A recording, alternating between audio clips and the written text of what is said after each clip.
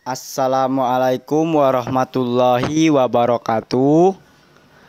Kami dari kelompok 5 ingin mempresentasikan hasil kerja kelompok kami yang bertemakan metode penelitian promosi kesehatan yang beranggotakan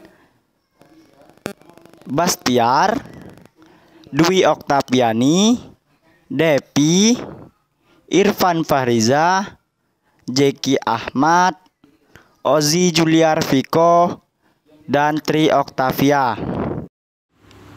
Baiklah, saya di sini akan menjelaskan promosi kesehatan.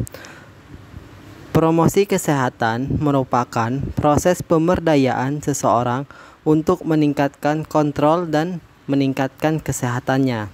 Sedangkan menurut WHO, promosi kesehatan merupakan suatu proses yang bertujuan memungkinkan individu untuk meningkatkan kontrol terhadap kesehatan dan meningkatkan kesehatannya berbasis filosofi yang jelas mengenai pemberdayaan diri sendiri. Selanjutnya yaitu adalah definisi metode dalam promosi kesehatan.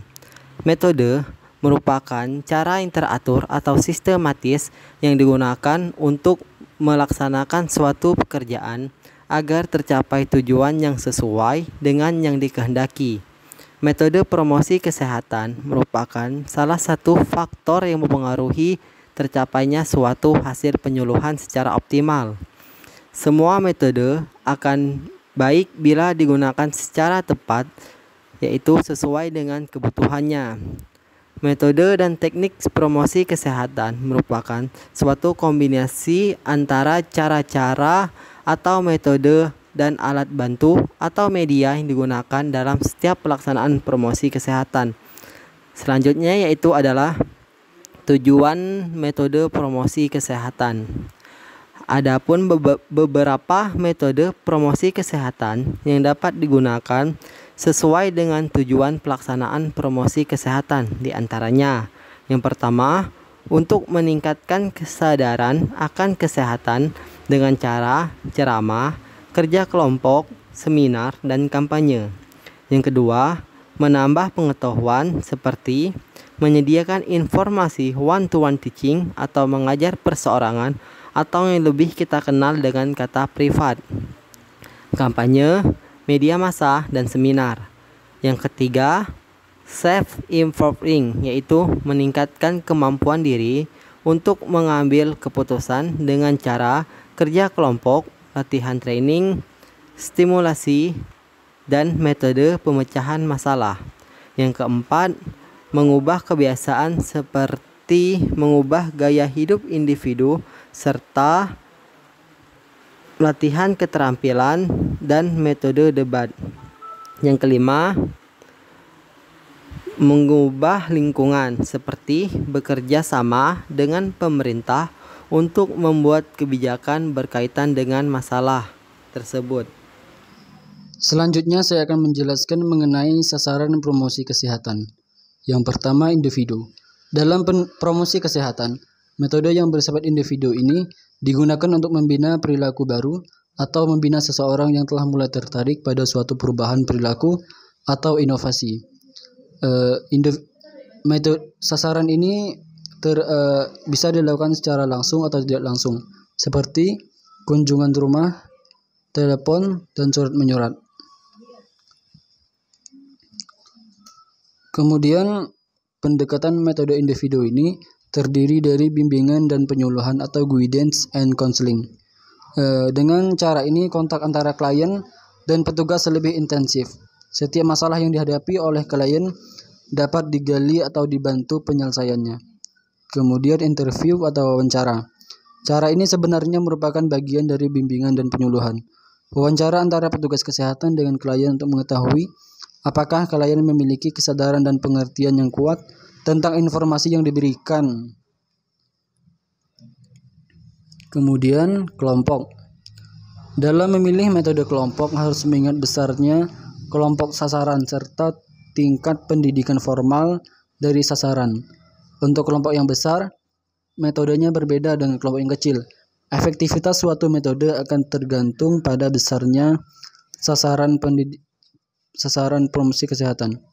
Kelompok yang besar adalah apabila pesertanya lebih dari 15 orang. Kemudian kelompok yang kecil apabila peserta kegiatan itu kurang dari 15 orang. Adapun contoh dari kelompok ini diskusi kelompok, kemudian brainstorming, kemudian snowballing, kemudian buzz group, kemudian role play, kemudian permainan simulasi, ceramah, dan seminar. Kemudian sasaran massa. Metode promosi kesehatan secara massa dipakai untuk mengkomunikasikan pesan-pesan kesehatan yang ditujukan kepada masyarakat yang sifatnya massa atau publik. Dengan demikian, cara yang paling tepat adalah pendekatan massa. Oleh karena sasaran promosi ini bersifat umum, dalam arti tidak membedakan golongan umur, jenis kelamin, pekerjaan, status sosial, ekonomi, tingkat pendidikan, dan sebagainya. Maka pesan-pesan kesehatan yang akan disampaikan harus dirancang sedemikian rupa sehingga dapat ditangkap oleh massa tersebut. Contohnya adalah tulisan di majalah atau surat kabar, kemudian ceramah umum, media massa, pidato, film atau sinetron, simulasi, dan billboard. Selanjutnya, metode dan teknik penyuluhan berdasarkan promosi kesehatan ini terbagi menjadi dua, yaitu secara langsung dan tidak langsung. Selanjutnya, ada beberapa metode dan teknik promosi kesehatan berdasarkan indera penerima, yang dimana metode ini sendiri terdiri dari metode yang disampaikan lewat penglihatan, metode yang disampaikan lewat pendengaran, dan metode yang disampaikan lewat berbagai macam indera secara kombinasi. Sedangkan untuk teknik dalam penyuluhan promosi kesehatan sendiri terdiri dari teknik komunikasi informatif, teknik komunikasi persuasi, dan teknik komunikasi korsif. Teknik komunikasi informatif. Dalam hal ini, teknik komunikasi informatif merupakan proses penyampaian pesan yang sifatnya memberitahu atau memberikan penjelasan kepada orang lain. Komunikasi ini sendiri dapat dilakukan secara lisan maupun tertulis, misalnya melalui papan pengumuman, pertemuan-pertemuan kelompok, dan juga media massa. Untuk arus komunikasi informatif sendiri digunakan untuk penyuluhan yang terjadi adalah searah. Kemudian teknik komunikasi persuasi. Teknik komunikasi persuasi dalam bahasa Inggris dikenal dengan istilah persuasion. Berasal dari kata lain persuasion yang secara harfiah berarti hal membujuk, hal mengajak, atau meyakinkan. Komunikasi persuasif mempunyai batasan, yaitu unsur-unsur sebagai berikut.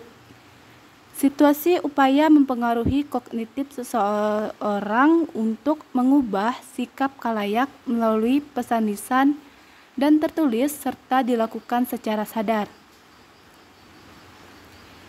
Selanjutnya, teknik komunikasi korsif. Dalam hal ini, teknik komunikasi korsif merupakan proses penyampaian pesan dari seseorang kepada orang lain dengan cara yang mengandung paksaan agar melakukan suatu tindakan atau kegiatan tertentu. Selanjutnya yaitu media promosi kesehatan. Sebelumnya, apa sih itu media promosi kesehatan? Media promosi kesehatan adalah semua sarana atau upaya untuk menampilkan pesan informasi yang ingin disampaikan oleh komunikator sehingga sasaran dapat meningkatkan pengetahuannya yang akhirnya diharapkan dapat berubah perilakunya ke arah positif atau ke arah yang lebih baik terhadap kesehatan. Penyuluhan adalah proses penyebar luasan informasi tentang ilmu pengetahuan, teknologi, maupun seni. Media promosi kesehatan atau media penyuluhan adalah semua sarana atau upaya untuk menampilkan pesan informasi yang ingin disampaikan oleh komunikator, sehingga sasaran dapat meningkatkan pengetahuannya yang akhirnya diharapkan dapat berubah perilakunya ke arah yang lebih positif terhadap kesehatan. Adapun peran dari media tersebut, yang pertama yaitu media dapat mempermudah penyampaian informasi. Yang kedua, media dapat menghindari kesalahan persepsi. Yang ketiga, media juga dapat memperjelaskan informasi. Dan yang keempat, media dapat mempermudah pengertian. Jenis-jenis dari media promosi kesehatan yang pertama yaitu media cetak. Media ini mengutamakan pesan-pesan visual, biasanya terdiri dari gambaran sejumlah kata, gambaran atau foto dalam tata warna.